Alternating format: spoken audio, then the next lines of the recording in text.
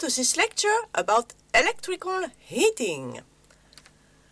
This is the first of the heating systems we are going to study.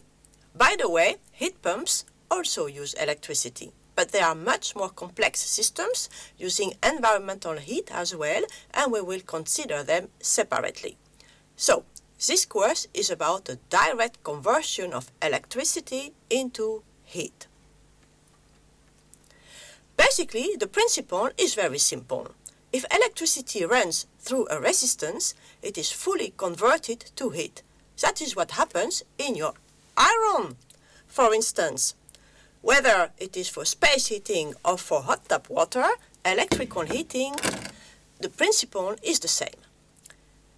Electrical heating is nothing more than an electrical circuit with a big resistance, like this one, in which current is circulating because of the difference in voltage. We can represent it like this. Sometimes the water itself is the resistance, and we speak about electrode heating. Anyways, the resistance is connected to the electrical grid through the plug. The brown part is the phase wire with high voltage, 230 volt. The blue one is the neutral one, let's say 0 volt. The amount of current circulating between both voltage points depends on the resistance R and is defined as the voltage divided by the resistance. Note that voltage is expressed in volt, which is the same as Joule over Coulomb. Coulomb is the electrical charge. Current is expressed in ampere, which is the same as Coulomb per second. The electrical power is the rate at which electricity is transferred through the circuit and is voltage times current. You see that the units are correct. Joule over Coulomb times Coulomb over second is Joule per second, which is the same as watt. By replacing the current I by its formula, you can also express it as being the ratio of the square of the voltage by the resistance.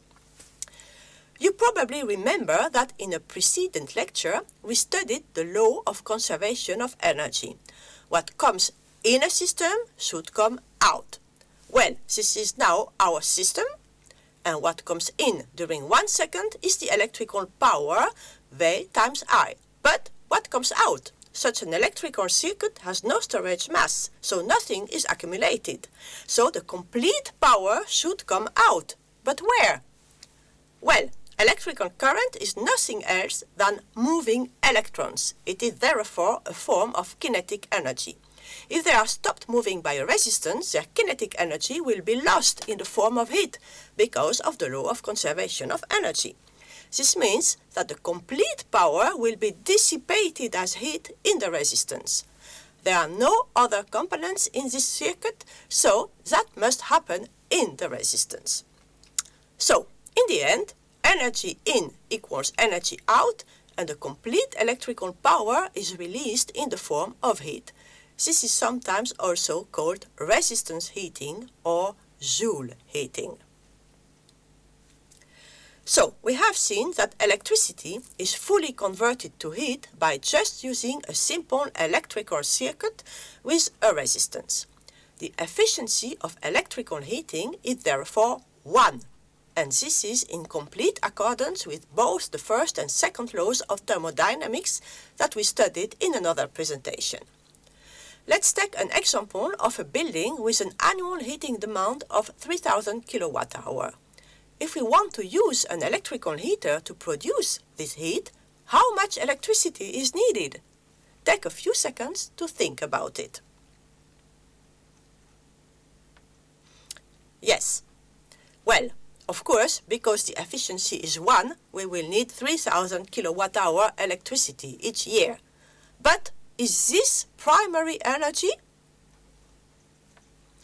Well, of course it is not. Electricity is counted as final energy, meaning that it is delivered to your building and you pay for it. But this electricity must be made somewhere in a power plant using natural resources. Let's consider that the electricity is produced in a gas power plant. The efficiency of such a power plant is around 0.4. So, the annual primary energy, which I remind you represents the energy content of natural resources, is 3000 divided by 0.4, which is 7500 kilowatt hour. So, the true efficiency of electrical heating is not 1, but 0.4. And how much gas is that? Well, we have seen in an earlier lecture that the higher heating value, which is the energy content of North Sea gas, is 35.2 megajoule per cubic meter. Because 1 kilowatt hour is the same as 3.6 megajoule, we can deduce that the energy content of 1 cubic meter of North Sea gas is 9.8 kilowatt hour. Dividing the primary energy by this heating value gives us the quantity of gas needed, which is 7500 divided by 9.8 equals 765 cubic meter. So this quantity of gas is depleted to produce this 3000 kilowatt hour heat in the building. And what about the CO2 emissions? Well, we have seen in a precedent lecture that the CO2 emissions of natural gas are 0.2 kilogram CO2 equivalent per kilowatt hour primary energy. As we are using 7500 kilowatt hour, the CO2 emissions are equals 1500 kilogram CO2. Of course, if the electricity is produced by other fuels like coals or oil or biomass, the resource depletion and CO2 emissions will change. For instance, let's now take the case of electricity being produced by hydropower.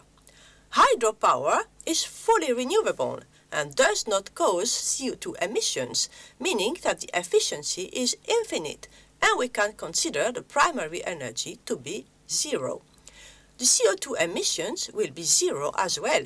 The same would happen if the electricity was fully produced using solar energy or wind energy. So, in the end, the sustainability and environmental quality of electrical heating fully depends on the way electricity is produced. After this theoretical approach, you now surely wonder how electrical heating looks like. There are 4 categories of electrical heating systems. The ones that heat directly room air through convection, the ones that mainly use radiative heat transfer, the ones that heat water of the central heating, and the ones used for hot tap water. Let's start with the first category, room air electrical heaters. You see here a few examples. Above left, a simple electrical heater, on the right a heater with oil storage, and below one with dry storage. An electrical convector without storage capacity transfers its heat to the room mainly by convection. If there is some storage capacity, for instance because the radiator is filled with oil or because there is mass in it like granite or ceramic, it gives some limited possibilities to control costs in countries where different electricity tariffs are applied during day and night. The radiator can be loaded during low tariff periods and the heat used a bit later on. An additional advantage of dry storage is that the heat accumulated in the material will also be radiated, which is experienced as being more comfortable than convective heat only. This brings me to the second category, which is radiant heating.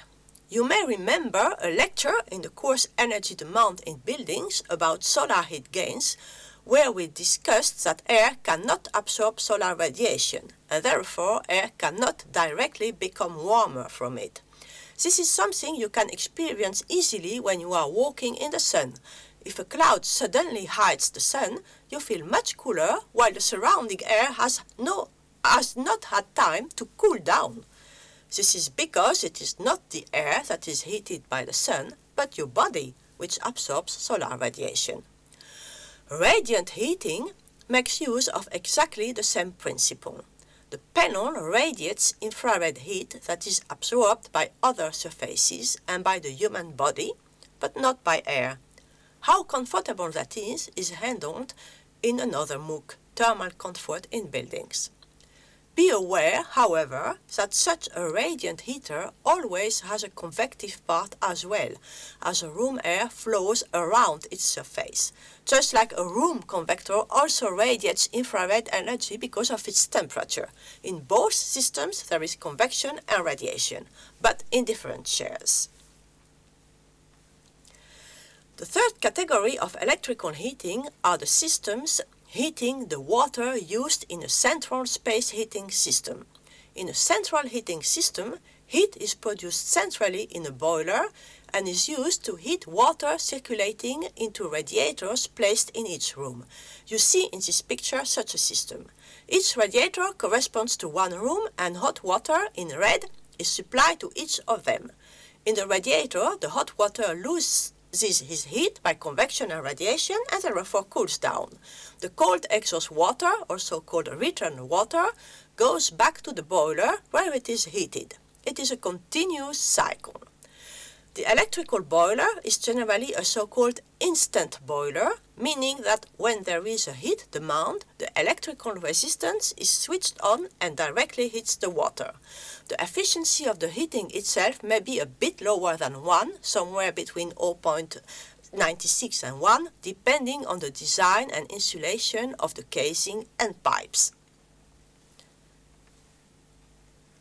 Finally, we have electrical heating used for domestic hot tap water. There are many different systems all over the world. Some of you may know the quite dangerous shower heaters. Next to being dangerous, they also have a very poor efficiency.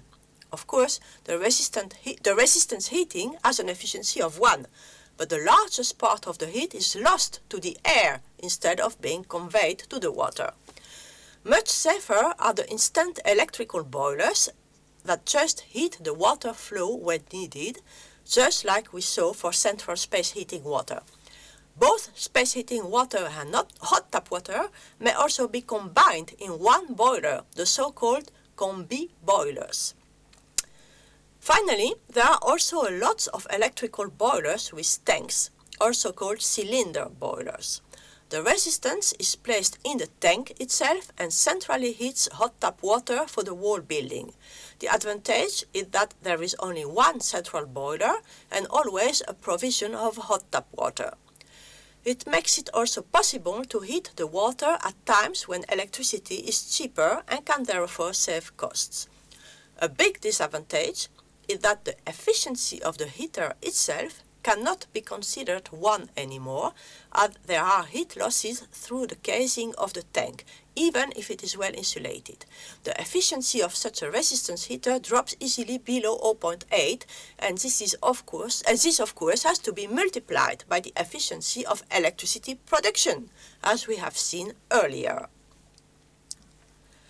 In this lecture, you have learned how electrical heating works and that the heating power is voltage times current.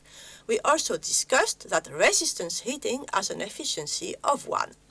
But this efficiency may be deceptive, as the total efficiency depends on the way electricity is produced. We handled the case of electricity produced by a gas power plant, for which the total efficiency was only 0.4. and the case of hydropower, for which the efficiency can be considered infinite. You also learned how to estimate primary energy use, resource depletion, and CO2 emissions of electrical heating. And finally, we described most common electrical heating systems. Thank you for listening to this lecture.